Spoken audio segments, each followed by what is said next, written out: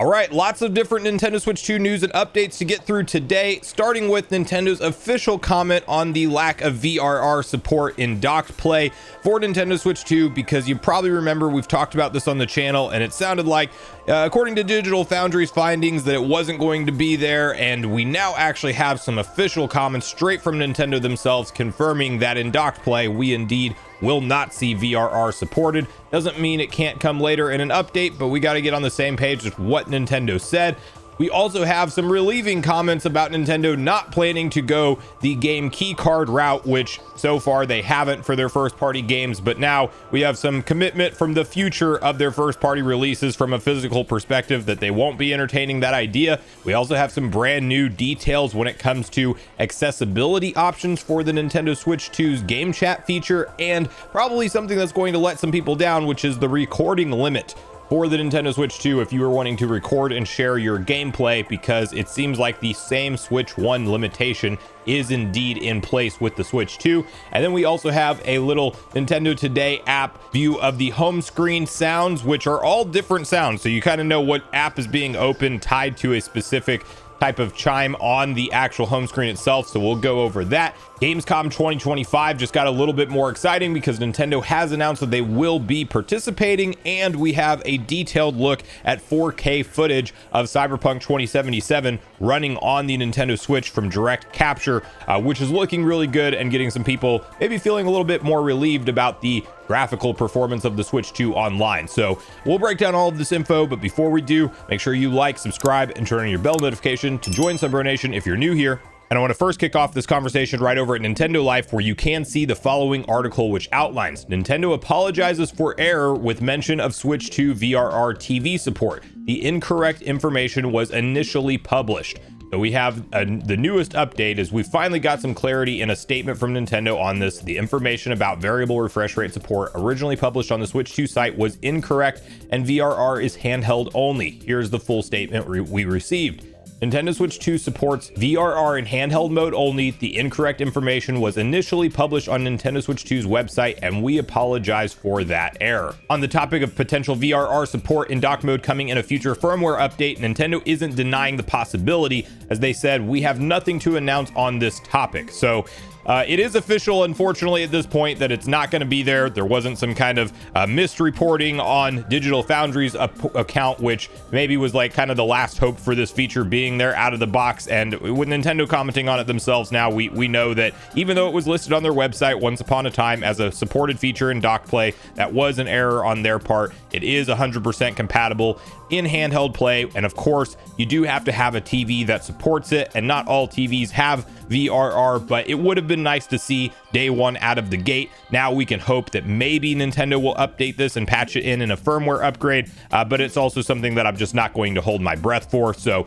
unfortunate just to have a feature essentially, you know, alongside of the rest of some of the higher end features we didn't expect to see in this console, like HDR 120 frames per second support and all of the stuff that Nintendo showed us there. You know, VRR, seeing that on the screen and assuming that it would also be in docked play was kind of a nice feature set to have, and now it's just one less that we have to know not to expect. So not crippling news or anything like that, but still, here's hoping Nintendo somehow figures out how to get that in as a firmware upgrade, and it's not just a hardware limitation of the HDMI port that they're using on the dock itself, because if that is the case, I would not expect to see it added down the line in a firmware patch. Okay, from here, we have the following article over at My Nintendo News, which outlines we have Nintendo not planning to use game key cards for Switch 2 games. And the article outlines Nintendo were asked the simple question as to whether they plan to distribute some of their games as game key cards. Thankfully, the Kyoto-based company said in a straightforward statement that they have no plans to use them for first-party games on Nintendo Switch 2.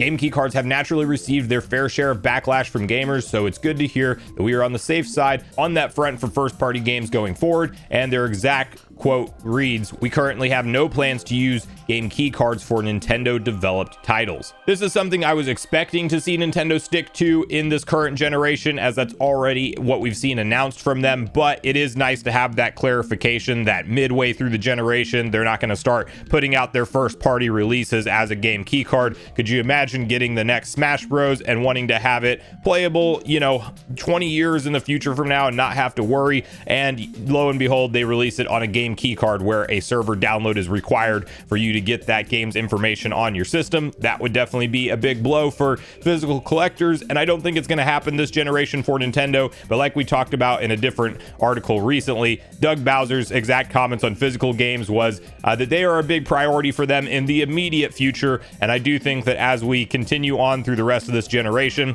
well, not only will mainly third parties go the game key card route, but by the time we're talking about Nintendo's true next generation, that cartridge slot being there, I think will actually be completely in question, and it will be a win if we get it for one more generation, because I do think we're going to go in the route of that all digital future, unfortunately, even from Nintendo first party. But it does seem like for the Switch 2's generation, everything will be a complete game on a cartridge.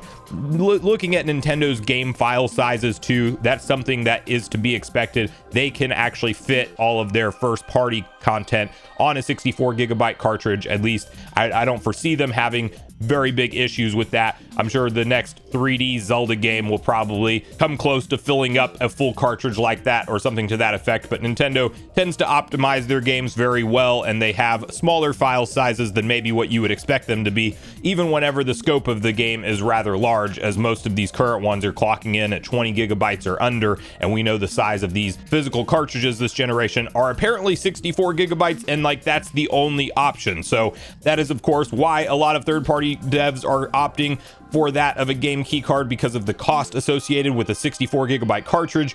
You could imagine that that is something that is not entirely cheap. The rumored price is around $16 a cartridge, and that would definitely cut into your profit and price point on something like a $40 or $50 game when you are trying to sell it physically in addition to digitally. So unfortunate the number of game key cards we're seeing from a third party perspective, but at least we have that clarification that Nintendo won't be joining them in their first party releases. So from here we have Nintendo Switch 2 has same recording limit as Switch 1. That is a typo. They said some recording limit. It is the same, and we'll detail that in the article. And game chat accessibility features. So this is over at Nintendo Life, and they outline, as Nintendo continues to deliver small nuggets of information about the Switch 2, we've now learned about its video recording limit as well as some accessibility features. With the current Nintendo Switch, you should be aware that you can only record 30 seconds of gameplay at a time. For Nintendo Switch 2, that limit appears to be exactly the same. We can hold out hope that something like a firmware update could change that in the future,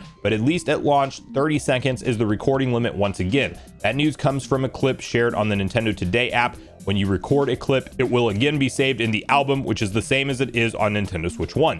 Nintendo Today also provided a look at Switch 2's game chat accessibility features. First, text-to-speech is included, meaning the system will read out text for you. Additionally, live subtitles will be available for game chat, so that when others are talking, it will be transcribed and displayed on the screen with a chat box. And then they do have a link to Oatmeal Done's post where it actually details these features, and I will let you hear it for yourself.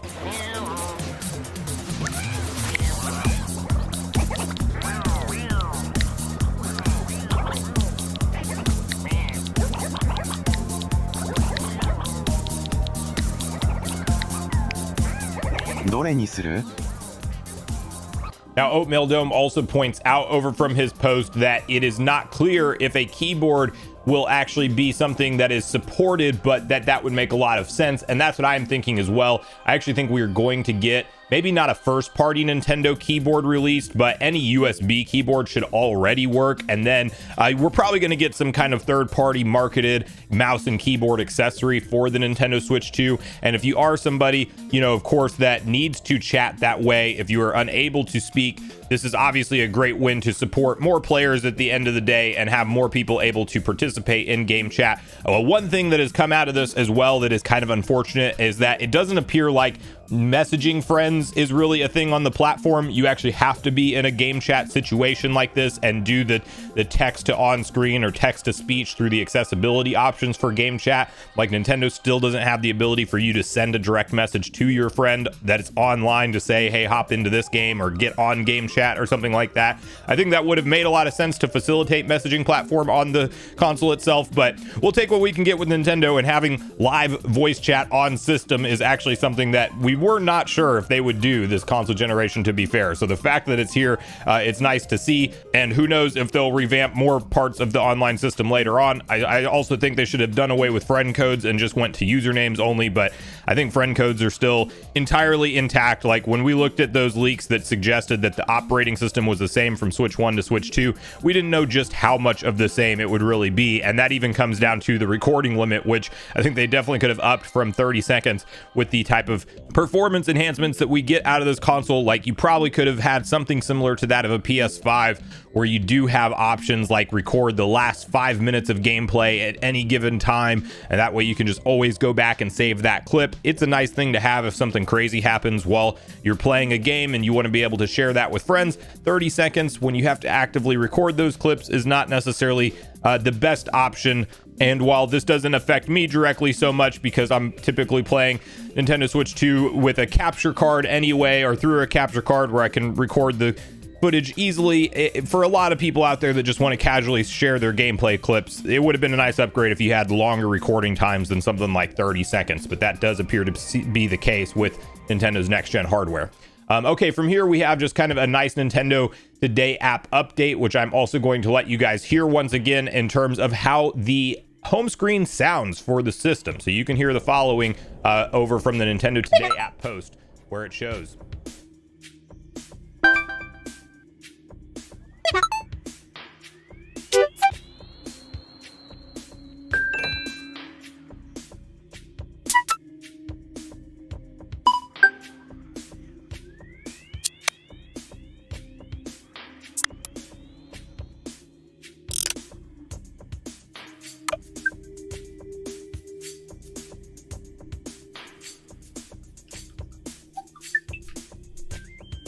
So you might notice at the end of the video, it is even a different sound that now kicks on whenever you wake the system from sleep. And customizing each icon's direct sound, it's different than that of the original Nintendo Switch, and you know, something that you can have to expect now what it sounds like when you go to each different app. So if you weren't looking at the screen and you clicked on something, you would actually know potentially what's opening up based off of, you know, if you get used to those sounds and which apps they correspond to and things like that. But a little bit more personality to the Nintendo Switch 2's home menu, just no custom themes still. So from here, Gamescom 2025 got a little bit more exciting, at least for me and probably many of you watching this channel, because Nintendo announced that they will be attending Gamescom 2025. Nintendo returns to Gamescom after skipping last year's event. So you have here from this VGC article, the company chose not to attend Gamescom in 2024. It was believed at the time that this was due to Nintendo focusing on the then unannounced Nintendo Switch 2 system.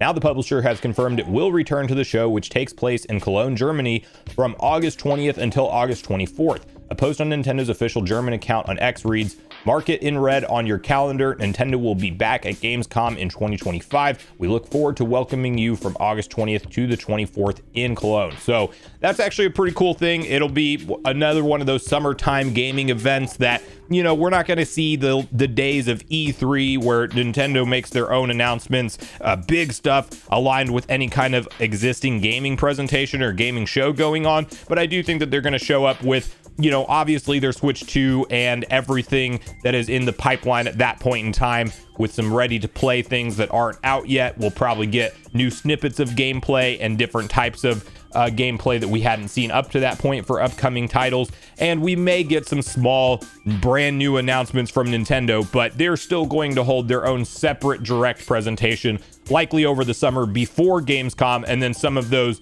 you know, big updates that we got from that direct presentation, we will probably see more detailed coverage of at Gamescom 2025. So it is nice to have that to look forward to. And, you know, opening that night live with Jeff Keighley and everything, maybe Nintendo's there with one or two smaller announcements. And I'm sure we're going to have a ton of third-party Nintendo Switch 2 content to talk about over Summer Games Fest and Gamescom, because that's really going to be where I'm expecting the bulk of the big announcements to come from, is going to be from a third-party perspective at these summertime showcases, and we'll obviously get a dedicated first-party Nintendo Direct in there as well. The very last thing I just want to throw on screen for you guys, and I will have a link down to some of this footage in the description down below.